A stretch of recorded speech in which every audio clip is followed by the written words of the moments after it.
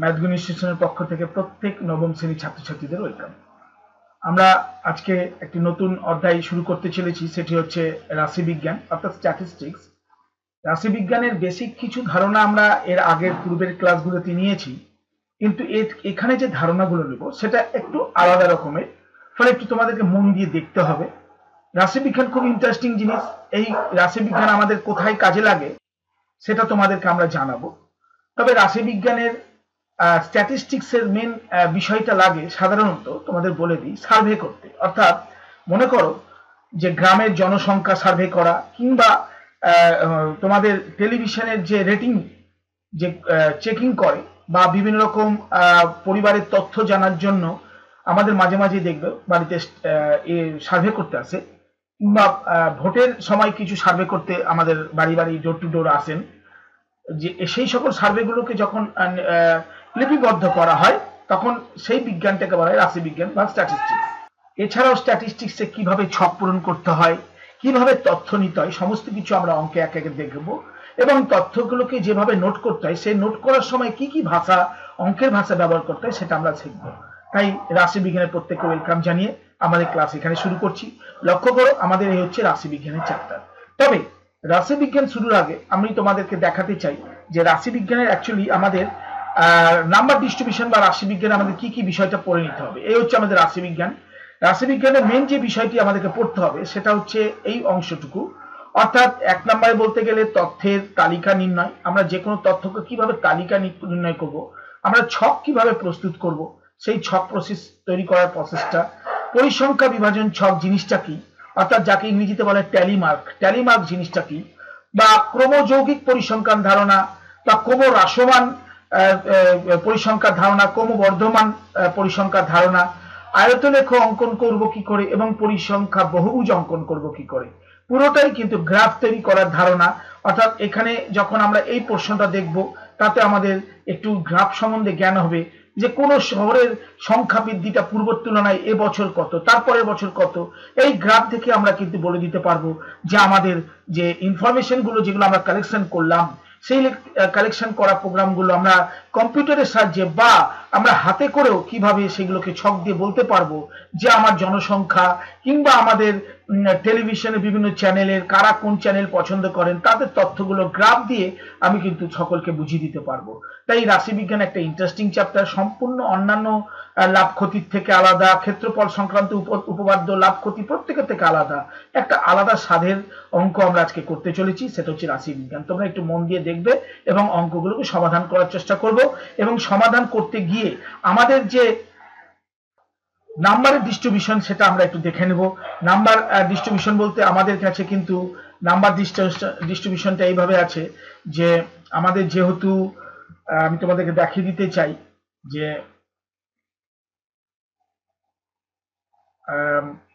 বাস্তব সংখ্যা, বহুপদী, উৎপাদক বিশ্লেষণ, সূচকের নিয়মাবলী নয়, এখানে রাশিবিজ্ঞান। এই যে আমাদের রাশিবিজ্ঞান, রাশিবিজ্ঞান একটা আলাদাভাবে অংশ রয়েছে যেখানে দুটো প্রশ্নের মধ্যে একটা প্রশ্নের উত্তর আমাকে দিতে হবে, 4 নম্বর পাবো।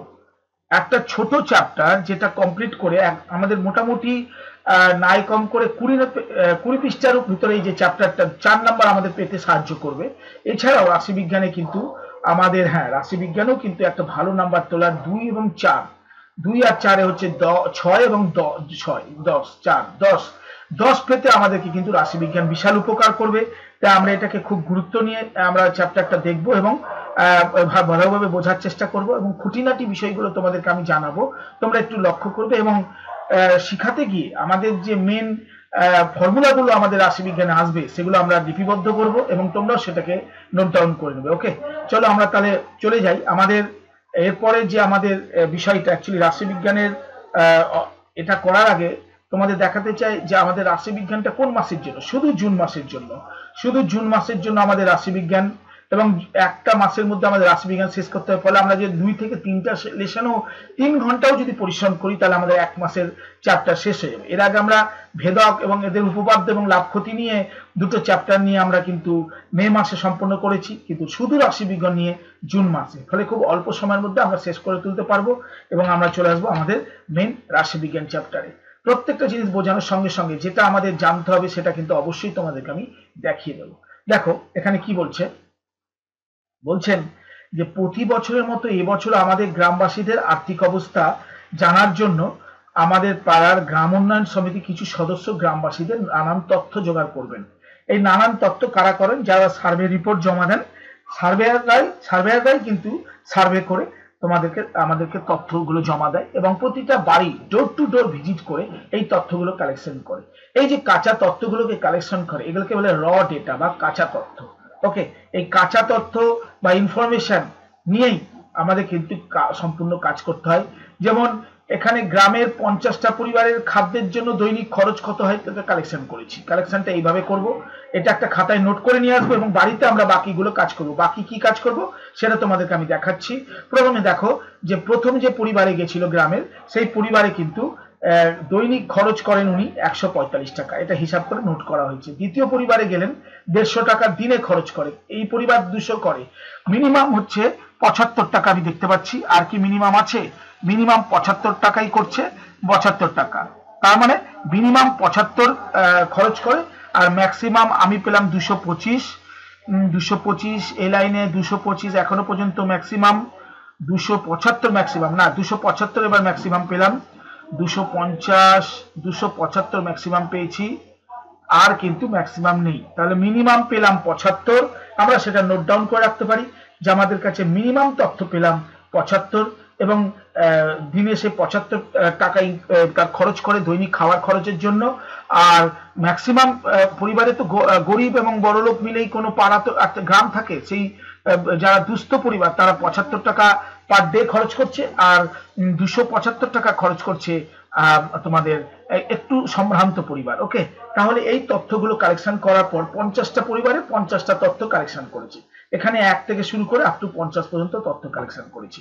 এটাকে বলা হয় কাঁচা তথ্য বা র ডেটা। এগুলোকে যখন আমরা কম্পিউটার এন্ট্রি করি তখন কম্পিউটার বিভিন্ন রকম প্রোগ্রামিং থাকে, সেই প্রোগ্রামিং থেকে বিভিন্ন রকম ইনফরমেশন আমরা নিয়ে আসতে পারি। পাই চার্ট বলো, তোমার কলাম চার্ট বলো, রো চার্ট বলো, বিভিন্ন রকম চার্ট দিয়ে আমরা বলে দিতে পারবো যে আমাদের কোন পরিবারে মানে গ্রামের স্ট্যাটাসটা কি। গ্রামের স্ট্যাটাস বলতে গরিব সংখ্যা কেমন, বড় লোকের সংখ্যা কেমন, মধ্যবিত্ত সংখ্যা কেমন, তার তথ্য কিন্তু আমরা খুব নিমিষে কম্পিউটার থেকে পেতে পারি। তবে এই তথ্যগুলো কালেকশন কিন্তু মানুষকে গিয়েই করতে হয়, জনসাধারণকে গিয়েই করতে হয়, কারণ কম্পিউটার তো আর বসে বসে ইনফরমেশন দিতে পারবে না, ডোর টু ডোর ভিজিটের জন্য লোক লাগবেই।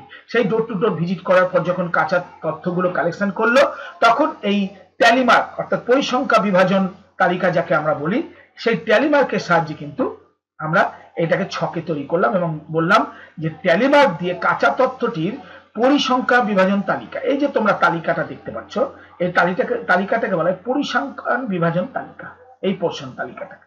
তার ভিতরে 3টা ছক থাকে, একটা হচ্ছে দৈনিক খরচ কত টাকা করছে কজন, আরেকটা থাকে ট্যালিমার্ক করা, আরেকটা থাকে পরিসংখ্যা বা এফ অর্থাৎ টোটাল ট্যালিমার্ক কত।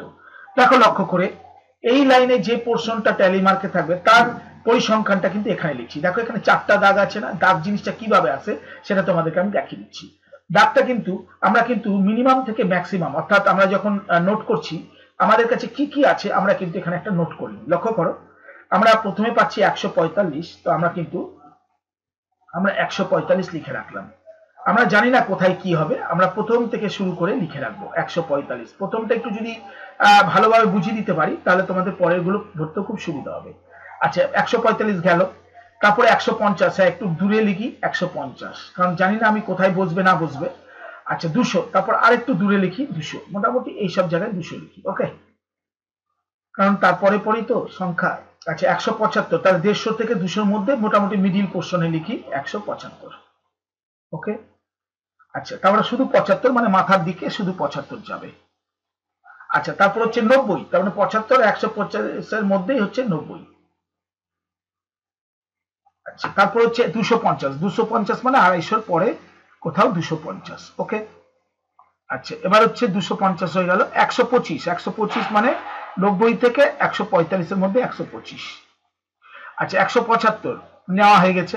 110 মানে 90 থেকে 125-এর মধ্যে 110। এটা একটু পরে আমরা সেপারেট করে দেবো, একটু ডিস্টেন্স সেম করে নেবো। 175 নিয়ে নেওয়া হয়েছে, 90 হ্যাঁ 90 নিয়ে নেওয়া হয়েছে, 150 নিয়ে নেওয়া হয়েছে, 145 নিয়ে নেওয়া হয়েছে, 125 নিয়ে নেওয়া হয়েছে, 190 এই 175 থেকে 200 মাঝখানে 190 আসবে, লিখে নিলাম। ওকে, 190 হয়ে গেল। 200 নিয়ে নেওয়া হয়েছে, 225 নিয়ে নেওয়া হয়নি, এই নেব 225, 200 এর মধ্যে 250 এর মাঝখানে 225। 110 নিয়ে নেওয়া হয়েছে। আচ্ছা, 75 নিয়ে নেওয়া হয়েছে, 225 নিয়ে নেওয়া হয়েছে, 200 নিয়ে নেওয়া হয়েছে, 125 নিয়ে নেওয়া হয়েছে, 190 নিয়ে নেওয়া হয়েছে, 110 নিয়ে নেওয়া হয়েছে, 145 নিয়ে নেওয়া হয়েছে, 175 নিয়ে নেওয়া হয়েছে, 125 নিয়ে নেওয়া হয়েছে, 150 নিয়ে নেওয়া হয়েছে, 190 নিয়ে নেওয়া হয়েছে, 110 হ্যাঁ নিয়ে নেওয়া হয়েছে, 150 হ্যাঁ নিয়ে নেওয়া হয়েছে, 175 নেওয়া হয়েছে, 145 নেওয়া হয়েছে, 125 নেওয়া হয়েছে, 75 নেওয়া হয়ে গেছে, 275 আমাদের 275 এখানটা নেব, এই যে পিছু লাস্টে নেব 275। ওকে, 275 নিলাম। আচ্ছা, তারপরে 150 নিয়ে নেওয়া হয়েছে, 225 হ্যাঁ নেওয়া হয়েছে। আচ্ছা, 125 নিয়ে নেওয়া হয়েছে, 150 নেওয়া হয়েছে, 225 নতুনত্ব কি পাচ্ছি আর, 110 নিয়েছি, 90 নিয়েছি, 145 নিয়েছি, 190 নিয়েছি, 125 নিয়েছি, 110 নিয়েছি, 75 সবই নেওয়া হয়ে গেল। তাহলে আমাদের টোটাল কটা হলো, আমাদের লাইনের ভাগ করতে হবে কত, 1 2 3 4 5 6 7 8 9 10 11 12, 12টা লাইন করবো। তো আমরা এখানে ট্যালি মার্কের সেই ছকে 12টা লাইন করে পরপর যা যা পেলাম আমরা লিখে দিলাম, 75, তারপর পেলাম 90, 110, পরপর সাজিয়ে লিখে নিলাম, সুবিধা হবে আমাদের। হ্যাঁ, আচ্ছা, এবার যখন আমরা দেখলাম যে 75 থেকে 275 এর মধ্যে আমাদের কিভাবে ট্যালি মার্কটা আসছে, লক্ষ্য করো, আমরা কিন্তু এই জায়গাটায় ট্যালি মার্ক লেখার সময় এই 4টা দাগ তুমি যদি বলো আমি এর ভিতরে 75 গুণে গুণে বসাবো, তাহলে কিন্তু সম্ভব না। সেটার একটা প্রসেস আমি তোমাদেরকে দেখিয়ে দিচ্ছি, তোমরা সেটা এইভাবে করবে। যেমন 145, ঠিক 145 এর যে ঘর আছে সেই ঘরে তোমরা এখানে তো একটা ছক তোমরা দাগ টেনে নিতেই পারো, এগুলো দাগ টেনে নেওয়াটাই তোমাদের বেটার হবে, তাহলে তোমাদের ছকের বাইরে আর বেরোবে না। ওকে, তাহলে বুঝবা যে কোনটা কোন ঘরে। প্রথম দিকে একটু প্র্যাকটিস করো, তারপর আস্তে আস্তে তোমাদের না করলেও চলবে। এই পোর্শনটা যখন করে এই পোর্শনটা যখন আমি করে নেব, প্রথম থেকে আমরা শুরু করি 145, তাহলে আমরা একটা দাগ দেবো 145 এর ঘরে, এই ঘরে একটা দাগ দেবো, পরপর যাবো 150, কেউ কিন্তু গ্যাপ করবে না, পরপর মনে মনে কাটতে কাটতে যাও। 150 মানে এখানে একটা দাগ দেবো। 200, কেউ যদি লাফিয়ে লাফিয়ে যাও তাহলে কিন্তু পরে মিলাতে খুব কষ্ট হবে, শেষে এই ট্যালি মার্কের পিছনেই তোমাদের সমস্ত টাইম চলে যাবে। 75, শুধু 75, এই ঘরে একটা। 90 এর ঘরে একটা। 250, তাহলে 250 এর ঘরে একটা। 125 এর ঘরে একটা। 190 এই হচ্ছে একটা ঘর। 175 বলতে এটা দ্বিতীয় নাম্বার ঘর। 110 এর এই ঘরটা। 175, আবার এখানে 3টা লাইন। 90 বলতে এখানে আরেকটা লাইন। 100, এবার 150 মানে ঠিক এখানে একটা লাইন। 145 মানে এখানে একটা লাইন। 125 মানে এখানে দ্বিতীয় নাম্বার লাইন। 190 মানে এখানে লাইন। 200 এখানে। 225 এখানে একটা লাইন। 110 মানে এখানে। আচ্ছা, এবার 75 মানে এখানে আরেকটা। 225 মানে এই ঘরে দুটো। 200 মানে হচ্ছে এই ঘরে 3টা। 125 মানে এখানে তৃতীয় নাম্বার ঘর। 190 মানে এখানে তৃতীয় নাম্বার ঘর। 110 তৃতীয় নাম্বার ঘর। 145 তৃতীয় নাম্বার ঘর। 175 চতুর্থ নাম্বার ঘর। 125 চতুর্থ নাম্বার ঘর। 150 তৃতীয় নাম্বার ঘর। 190 চতুর্থ নাম্বার ঘর। 110 চতুর্থ নাম্বার ঘর। 150 চতুর্থ নাম্বার ঘর। 175, দেখো এখানে 4টা হয়ে যাওয়ার পর যেহেতু পঞ্চম নাম্বার ঘর আসছে, পঞ্চম নাম্বার এইভাবে করতে হয় না, এইভাবে কেটে দিতে হয়, তার মানে এটা পঞ্চম হয়ে গেল, তার মানে একটা গোটা 5। ওকে, আচ্ছা, 145 3 হয়েছে, এখানে 4 হলো। 125 মানে এই ঘর, এই যে 4টা ঘর হয়ে গেছে, এই যে পঞ্চম ঘর কেটে দিলাম, মানে এটা গোটাটা একটা 5 হয়ে গেল। ওকে, 75 তৃতীয় নাম্বার ঘর। 275টা নিচে আছে, ওখানে একটা ঘর পরে আমরা লিখে নেব, এটা মনে রাখো। 275 150 হচ্ছে এখানে এই যে পঞ্চম নাম্বার ঘর। 225 এই যে তৃতীয় নাম্বার ঘর। 125 এই যে পাশে এবার আর একটা 1 আসলো। 150 মানে এই যে পাশে একটা ঘর আসলো। 225 এখানে চতুর্থ নাম্বার ঘর। 110 পঞ্চম নাম্বার ঘর, কেটে দিলাম। ওকে, 90 তৃতীয় নাম্বার ঘর 145 পরপর যেতে হবে, আমি এটাই বুঝাতে চাইছি। 145, 190 এটা কেটে গেল, 125 মানে এরপরে আর একটা দাগ, 110 মানে এখানে একটা দাগ, 75 এই যে এখানে একটা দাগ। এইভাবে যখন কমপ্লিট হয়ে গেল এরপর দেখো পাশে পাশে সব মিলে যাবে। দেখো 4টা দাগ, তাই জন্য পরিসংখ্যান 4, 3টা দাগ পরিসংখ্যান 3, 5 চাকে 6, 6টা হচ্ছে এই 110 এর পরিসংখ্যা, 5 6 7, 5 এটা গোটাটা 5 6 7, 7টা হচ্ছে এর পরিসংখ্যা, শুধু 5 এই 145 এর পরিসংখ্যা, 5 আর 6 হচ্ছে এইটা, দেখো শুধু 5, অটোমেটিক অঙ্ক মিলে যাবে। ওকে, 3 4 তারপরে 1। এইভাবে নিচে আরেকটা থাকবে, সেটা হচ্ছে 175, সেটা নেওয়া হয়নি, এই আমাদের একটাই দাগ। তাই এবার যখন টোটালটা আমি যোগ করব, আমার জন্য মাথায় থাকে টোটালটা যেন আমার 50 হয়। কেন? কারণ দেখো লক্ষ্য করে, কারণ আমার হচ্ছে যেটা তোমাদের এই টোটাল কিন্তু গ্রামের পরিবার কিন্তু বলেই দিয়েছে আমাদের 50টা পরিবার, ফলে 50টা পরিবারের পরিসংখ্যাতে কটা পরিবার 75 জন, কটা পরিবার 90টা টাকা দৈনিক খরচ করে, কটা পরিবার, দেখো যেহেতু এটা চেঞ্জ হচ্ছে তাই জন্য এটাকে এক্স ধরা হয়। এক্স হচ্ছে ভেরিয়েবল, অর্থাৎ চেঞ্জ হয়, সেই জন্য আমরা মনে রাখবো আজকে থেকে এই ধরনের সংখ্যাগত লক্ষণকে আমরা কি বলবো? ভেরিয়েবল। অর্থাৎ যেহেতু তোমার প্রত্যেকটা পরিবারে কিন্তু সম পরিমাণ খাওয়ায় খরচ হয় না। আজকে আমার বাড়িতে যা খরচ হবে তোমার বাড়িতে আলাদা রকম খরচ হবে, কারো বাড়িতে খুব গরিব শ্রেণী তাদের কিন্তু খরচ খুব কম হবে, আবার অনেক বড় লোকের বাড়ি আছে যেখানে কিন্তু প্রচুর খরচ করে, তারা 1000 1500 টাকা তাদের পরিবারের পিছনে খরচ করে পার ডে। কেন? তাদের ইনকামটাও সেই রকম। তো যার যেমন ইনকাম, ফলে ইনকামের উপর নির্ভর করে দৈনিক খরচ যেহেতু চেঞ্জ হয়, যেহেতু চেঞ্জেবল অর্থাৎ ভেরিয়েবল, এটাকে চেঞ্জেবল বলে। তাই আমরা আজকে থেকে এটা লিখে রাখলাম 1 নাম্বার পয়েন্ট, যে সর্বদা মনে রাখবে যে সংখ্যাগত লক্ষণকে সর্বদা কিন্তু আমরা বলবো, সংখ্যাগত লক্ষণকে আমরা কিন্তু কি বলবো? ভেরিয়েবল। ওকে, সংখ্যাগত লক্ষণকে চল বা ভেরিয়েবল বলবো। এটা তোমাদেরকে নোট করে রাখতে হবে এবং এটা পরে তোমাদেরকে কাজে লাগবে, কারণ এরপরের যে উচ্চারণগুলো থাকবে শুধু বলবে ভেরিয়েবল।